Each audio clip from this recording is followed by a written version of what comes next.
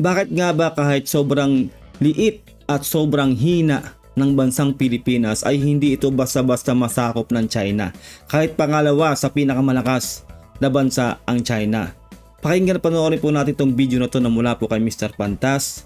Nasa description po ang link ng kanyang video para po makapag-subscribe po kayo sa kanyang channel. Ang title po nito, Bakit takot ang China sa Pilipinas? Bagong kaalaman. Simulan na po natin to, no? Pero bago po lahat, kung hindi ka pa nakasubscribe sa akin channel, mag-subscribe ka na. Road to 100k subscribers na po tayo. 5,000 na lang po at marireach na po natin ang 100k subscribers. Pag naabot po natin ang 100k subscribers, mamimigay po tayo ng cellphone dito po sa ating channel. Kaya stay active, comment down below, like this video at syempre subscribe. Let's do this. Bakit takot ang China sa militar ng Pilipinas? Hindi ko inaasahan na ganito pala ang kaya nating gawin. Kaya pala hindi tayo basta-basta nasasakop ng karatig bansa, lalo na ng China. Ano ang meron ngayon sa Pinas at tila napapadalawang isip na ang China? Mga kayang gawin ng Pilipinas laban sa mga Tsino, yan ang ating alamin. Yes.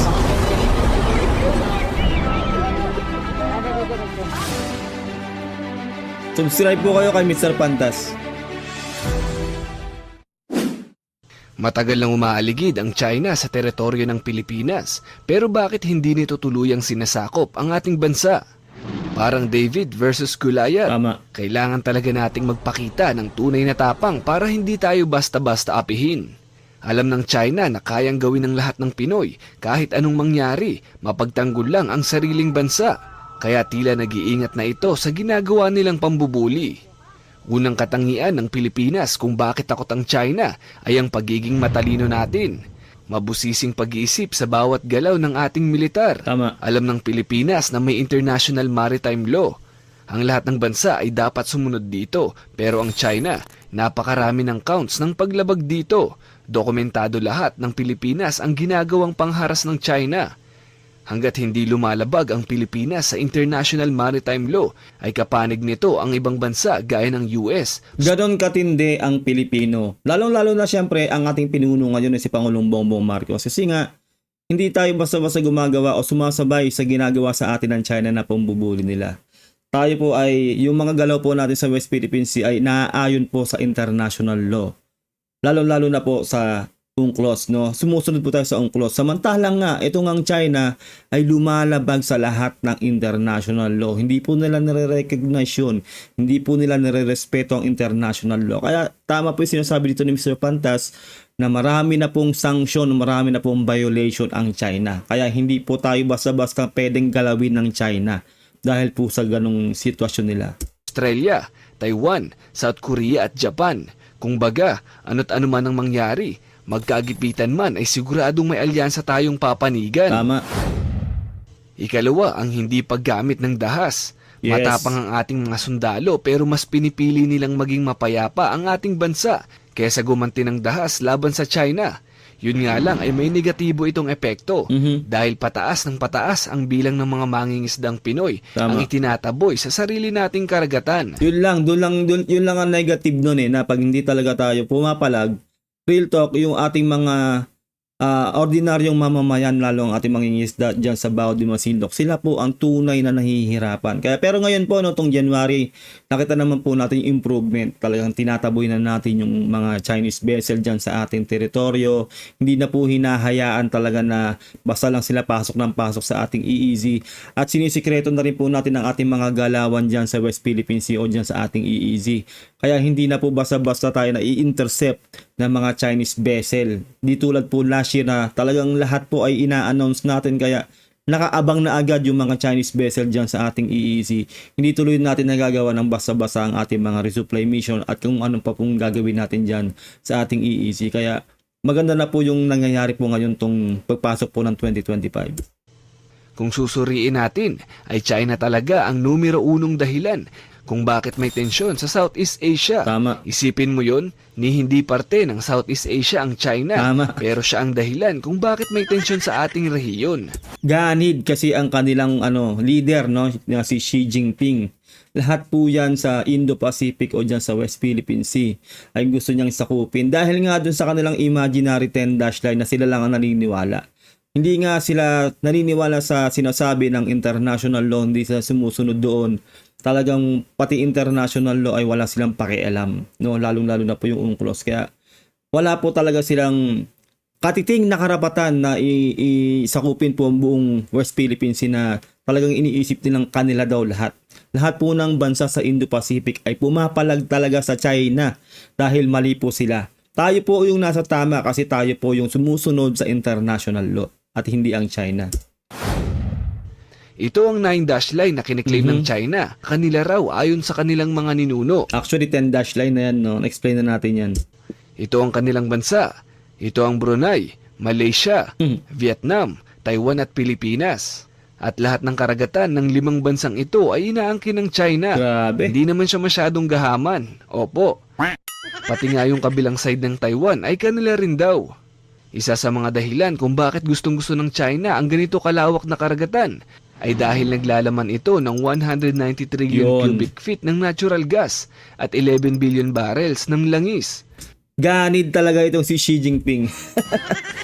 Di ba, isipin nyo, kung lahat yan ay makukuha niya, yung 11 billion barrel of oil. So, hindi lang po yan, pati po likas na yaman, yung mga isda, di ba? Talagang gusto kasi niya sila yung maging superpower sa buong mundo. Gusto nilang talunin ng Amerika. Siyempre, ang Amerika ay hindi po papayag. No, hindi po pagpapatalo ba sa si Big Brother kasi number 1 po sila eh. Pangalawa lang po sa malakas po ang China. Kaya hindi po hahayaan ng Amerika at iba pa pong bansa na sumasakop dyan sa mga teritoryo yan sa West Philippine Sea o sa Indo-Pacific. Papalag at papalag po kahit po mahihinang bansa dyan sa China. Isipin nyo yun, palag sama-sama po yan, nagsanib-sanib puwersa yan, ay makukuyog po itong China. Real talk yan. Kung susumahin ay talagang sobra-sobra ito para sa kanilang pangangailangan. Tama. At pwede pa nilang pagkakitaan sa pamamagitan ng pag-e-export o pagbebenta sa ibang bansa. Imaginein mo yon, ibinibenta mong mga produkto ay hindi naman sa iyo. Noon pa ay talagang binabahayan na ng China ang mga parting ito. Kabi-kabila ang pagpapatayo nila ng mga military base, mga pangisdaan at mga minahan ng krudo at langis. Noon ay paisa-isa lang ang pananakop ng China pero ngayon talagang nagiging agresibo na sila sa kanilang pag-abante. Hindi lang mangingisdang Pinoy ang binomba nila, pati na rin ang mga mangingisda ng Malaysia, Grabe. Vietnam, at kabi-kabilang pagbabanta sa Taiwan. Ang kapal na mukha talaga ng China. Grabe, sobrang kapal. No? Hindi nila teritoryo yan. Isipin nyo sa Japan din pumapasok sila at even sa Amerika. Umaabot po sila sa Hawaii. Isipin nyo yun ha. Nagmamanman sila sa Hawaii. Nabalita na po natin yan last year. No? Nagpunta sila sa Hawaii. Kung anong sinusurveillance nila doon. Ayun, tinaboy sila doon sa Hawaii. Kasi nga hindi nga papayag basta ang Amerika rin na basta silang papasukin ng China na walang pahintulot. Kahit nga po ang South Korea, no, nirat-rat na nga po sila ng South Korea noon. Hindi pa rin sila nadala, talagang ang kulit talaga ng China, pasok sila ng pasok sa teritoryo na may teritoryo. Kasi nga sinusurveillance nila yung mga lugar na yan para makita nila kung anong mga likas na yaman ang pwede nilang kunin dyan, lalo-lalo na po yung mga langis. No? Ganyan po kaganid ang kanilang leader na si Xi Jinping. Nakakatakot lang na ang karagatan sa Southeast Asia ay tinagurian ng pinaka-pinag-aagawang rehiyon sa buong mundo. Dahil hindi lang 2 bansa ang apektado, kung hindi at least 5 bansa ang pinapaalis sa sarili nilang nasasakupan. Grabe. Ayon sa record ay ang Pilipinas ang may pinakamataas na reklamo laban sa China. Talagang naninindigan para sa kanyang karapatan.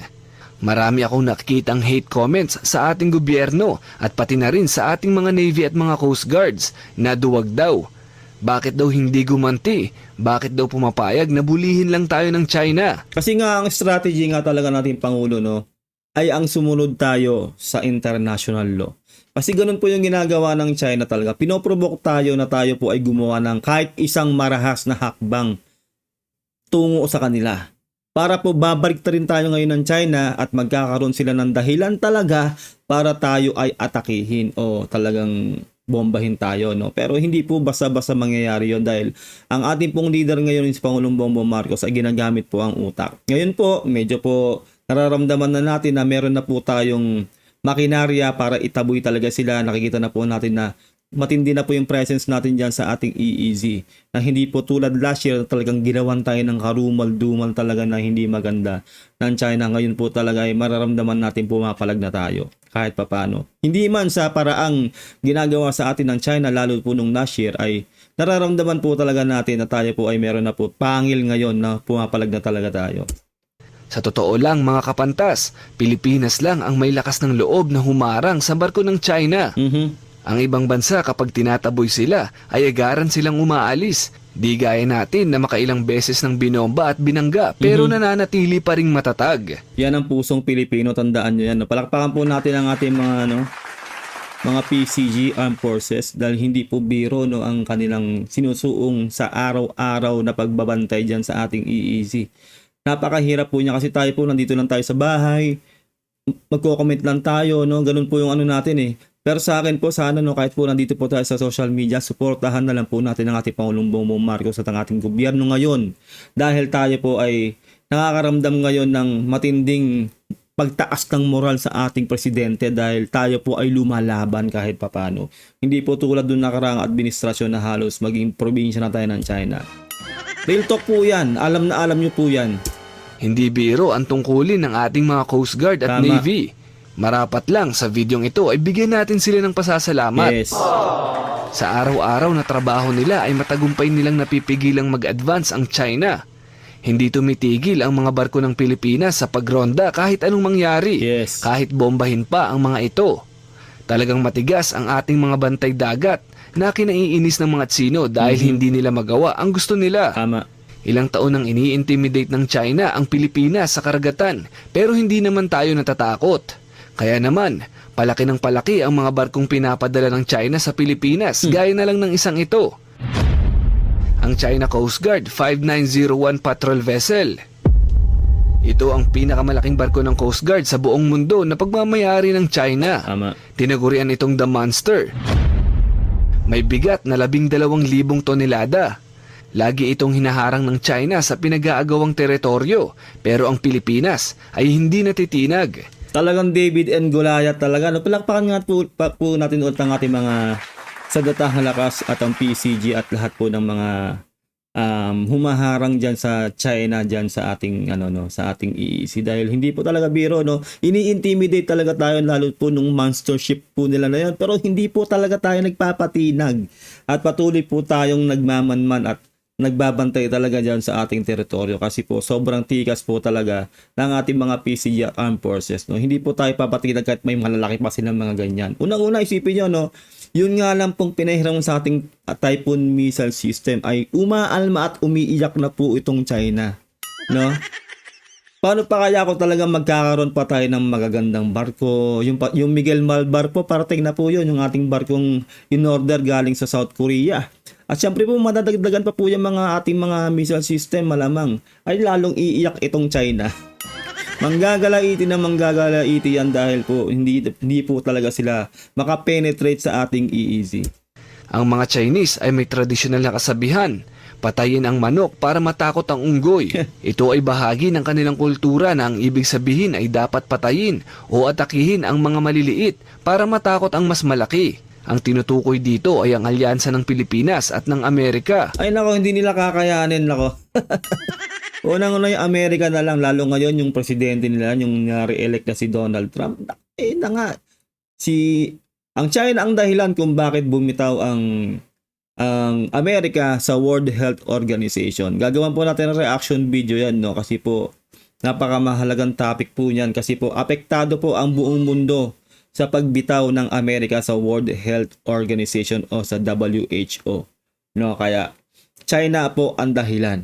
Kaya po bumitaw. Kaya magandang topic po yun sa susunod nating reaction video. Pero ito nga po, yung alyansa ng Amerika at ng Pilipinas ay napakalakas po yan. Hindi lang din po tayong kaalyado ng Amerika at marami pa pong ibang bansa. Kaya hindi po talaga kakayanin ng China na basta manakop ng bansa. Isipin nyo na lang po, tayo po sobrang katiting lang natin na bansa at sobrang hina. Hindi talaga tayo basta masakop ng China. Lalo-lalo na rin po yung Taiwan. Isipin nyo yung Taiwan, uulitin ko, yung Taiwan, malaki pa po ang ating Luzon. Sa bansang Taiwan, malaki pa po ang Luzon natin. 'Di ba? Pero hindi po nila basta masakop kasi po malakas po talaga ang Taiwan at marami ring sumusuporta sa Taiwan, lalong-lalo na po ang Amerika. Kaya itong China, iiyak na lang po ito hanggang bandang huli. At pag sila ay gumawa ng hindi talaga maganda at magsimula ng kung anumang kaguluhan, mapupulbos at makukuyog po talaga ang China dahil wala po talaga silang legit na kakampi kundi ang Russia at North Korea. Na hindi naman din talaga sila basta babakapan nun dahil ang Russia at ang North Korea ay may mga sari-sariling gera ring inatupag yung mga yan, lalo na po yung Russia doon sa Ukraine. Pero paano nilang matatakot ang Amerika o yung mas malaki? Pilipinas pa lang ay talagang nahihirapan na sila. Tama. Ano bang meron tayo? Bakit tila may takot ang China? Well, una ay talagang matatapang ang Pinoy. Yes. Yung issue nga lang sa Sampaguita Girl at security guard ay marami nang nag-aaway sa comment section. Talagang matatapang. Ikalawang dahilan ay sobrang tapat ng tungkulin ng ating mga bantay dagat. Mapapansin nyo sa mga nag-viral na video, binobomba na sila, nililaser, nasusugatan at pansamantalang nabubulag. Tama. Pero nananatili sila sa kanilang pwesto. Ikatlong dahilan ay suporta ng gobyerno. Yun. Nitong nakaraang taon ay itinaas ang kanilang defense budget ng 40% kumpara sa nagdaang taon. Diba? Pangulong Bongbong Marcos yan eh. Uulitin ko, no? Kung yung nakarang administrasyon yan ay wala na po talaga tayong magagawa. Probinsya na tayo ng China, real talk. Sinabi niya nga po noon, ulitin ko na naman. Nako, 6 minutes lang pag binomba tayo ng China, yung missile nila 6 minutes lang nasa bansa na natin. Kaya wag natin kontrahin ang China dahil napakalakas ng China at wala tayong magagawa. Ganun po yung mga sinabi po nung nakaraang administrasyon, no? Pero ito pong ating Pangulo ngayon, tumaas po ang moral natin. Real talk yan, no? Bilang Pilipino. Kasi po tayo po ay may sariling bansa. Bansa po natin ang ating ipinaglalaban. Teritoryo, i-easy po natin ang ating ipinaglalaban na ang dapat, sabi nga po ni Pangulong Bongbong Marcos, no? Ang ating EEC ay dapat tayong mga Pilipino ang nakikinabang, hindi ang mga dayuhang bansa. Real talk yan. Kaya palakpakan natin ang ating Pangulong Bongbong Marcos na nanatili ang paninindigan na ilaban po ang ating bansa at ang ating EEC. Katunayan, nakabili na ang Pilipinas sa India ng isa sa mga advanced na rocket launchers, Yes. ang BrahMos Supersonic Cruise. Ang bala nito ay 3 beses na mas mabilis sa speed of sound. Halos imposible itong makontra o matamaan sa ere habang lumilipad dahil sa bilis nito. Hindi lang nito pwedeng atakihin ang kalupaan. Pwede rin ito sa mga fighter aircrafts, mga barko at mga submarines. Ang nabili natin sa India ay 4 na piraso nito na nagkakahalagang 375 million USD o sa peso ay 21 billion pesos. Nakapwesto ang 4 na ito sa iba't ibang bahagi ng Pilipinas na nakaharap sa West Philippine Sea. Alam na kung bakit nakaharap doon. Di ba? Dahil nga sa banta ng China, no? Ganyan po eh. Kaya nga po yung Typhoon missile natin, di ba? Gustong ipasoli nga ng China. Talaga nagre-react sila na, nako, tanggalin nyo yan, ganun-ganun. Nagiging threat kayo sa ano daw, sabi ng China, di ba? Sa peace and stability ng mga karating bansa. Pero yung hindsight o yung kabaliktaran po nun, no? Sila po ang gumagawa at sila po ang talagang nagbibigay ng panganib sa mga bansa at nagbibigay ng hindi ng peace and stability, no? Sila yung sumisira noon, yung China. Real talk yan. Kaya hindi po talaga tayo dapat magsawalang bahala at sumunod dyan sa mapanakop na China na yan dahil tayo po ay may sariling bansa. Karapatan po natin na magpalakas po tayo at karapatan po nating dumepensa sa kahit sinong bansa na gustong sumakop sa atin. Ang pagpwesto nito ng Pilipinas ay hindi nangangahulugang handa na tayong umatake sa mga China vessels. Ito ay 100% na pandepensa lamang. Tama. Kung napapaisip kayo kung ano ang kayang gawin ng isang BrahMos, ay kaya lang naman itong pasabugin ng isang malaking barko sa isang iglap lang. Sobrang powerful ng mga rocket launchers na ito, kaya naman ang China ay lalong nag-iingat sa kanilang ikinikilos. Kasi nga yung kanilang mga missile system, yung missile system ng China, kaya nga nabuo yung salitang made in China, no? Made in China talaga, real talk. No? Kumbaga sa teka, hindi puro at talagang substandard kung tawagin nga nila, 'di ba? Ganun po 'yun. Ang huling nakikita kong dahilan kung bakit takot ang China sa Pilipinas ay ang suporta ng publiko. Tama. Kung dumating tayo sa oras na kailangan ng mga volunteers para ipaglaban ng bansa, ay sigurado akong maraming Pilipino ang handang magbuwis ng kanyang buhay para Yes. sa bayan. Iba talaga ang Pilipino, sobrang tapang ng Pilipino. Siyempre pagdating na nga ng bandang huli yan, lahat po ay magbo-volunteer na talaga. Pag no choice na tayo, no, ganun po ang kailangan nating gawin. Kailangan nating ipagtanggol ang ating inang bayan. Ganun po. Kaya sa ngayong payapa pa, marapat lang na suportahan natin ang mga nasa frontline. Tama. Sa araw-araw na pagpasok nila sa kanilang trabaho ay hindi natin alam kung anong pwedeng mangyari sa kanila sa pagtayo Yes. sa ating nasasakupan. Kaya imbes na mang-bash ay ipanalangin na lang natin na maging ligtas sila araw-araw. Yun nga po yung lagi kong sinasabi dito, no, sa atin, no, sa channel natin. Kasi alam ko po lahat po ng viewers ko po rito, lahat ng subscribers ko po ay matatalino. Diba sinasabi ko sa inyo, kahit po tayo ay hindi po nakakatulong ng personal sa ating mga PCG, sa ating mga armed forces dyan sa West Philippine Sea. Kahit po nandito po tayo sa social media, mag-ingay po tayo dito. Natuligsain natin ang ginagawa sa atin ng China na hindi tayo umaayon sa ginagawa nila sa atin. Unang-una, wag po tayo magpapabulag doon sa mga pro-China. Real talk po yan, no? Kasi po, tayo rin po ang mahihirapan sa bandang huli dahil kung makikinig at magpapabulag po tayo sa mga propaganda ng mga pro-China na Pilipino na talagang ewan po natin kung saan kapal na mukha po nila kinukuha po ang kanilang mga ganon, no? Yung mga pag-iisip nilang ganon dahil sa pera, no? Talagang umaalib sila sa China na gumagawa naman ng hindi maganda sa atin, ay ewan ko na lang, no, sana alam ko naman na iilan lang siguro yung mga napapadpad sa aking channel na maka-pro China. Alam ko po majority po ng aking viewers po dito ay talaga pong pro Philippines at talagang sumusuporta po sa ating gobyerno ngayon dahil ang ating Pangulong Bongbong Marcos ay nagsusulong talaga ng palakasin po ang ating sandatang lakas. At nararamdaman po natin yung talagang tikas ng ating Pangulo para ipagtanggol ang ating bayan. Doon po tayo, no, kasi po Pilipino po tayo, hindi po tayo Tsekwa, tayo po ay Pilipino. Ipaglalaban po natin ang ating karapatan na tayo po ang dapat makinabang sa ating EEC. Ang isa pang ikinaiingat ng China ay ang alyansa ng Amerika at ng Yes. Pilipinas. Nung mabalitaan ng Amerika na aprobado na ang pagpapatayo ng temporary military base ng US sa pantalan ng Pilipinas ay tila nag-init ang ulo ng kanilang leader. Ayaw ng China na may dagdag proteksyon ng Pilipinas dahil siguro ay hindi na nila malayang magagawa ang paunti-unti nilang pag-advance sa pinag-aagawang karagatan. Isipin nyo kasi, no, dahil nga sa presence nga ng mga Amerikano, lalo na sa pagbibigay sa atin ng matinding suporta, pondo, lahat na po, no, pinapalakas ang ating military, magtatayo ulit ng mga temporary base, hindi na talaga makaka-penetrate ang China sa ating bansa. Isipin nyo itong kailan lang, di ba? Maraming spy na nahuli, na at sinabi rin po ni Secretary Gibo Teodoro na halos lahat pala ng mga Chinese ay pwedeng maging spy dahil po nasa batas po nila pala yun noong 2017, nasa mismong batas po ng China na kahit sino pong Chinese citizen ay pwedeng maging spy o pwedeng mag-spy sa mga kalabang bansa ng China.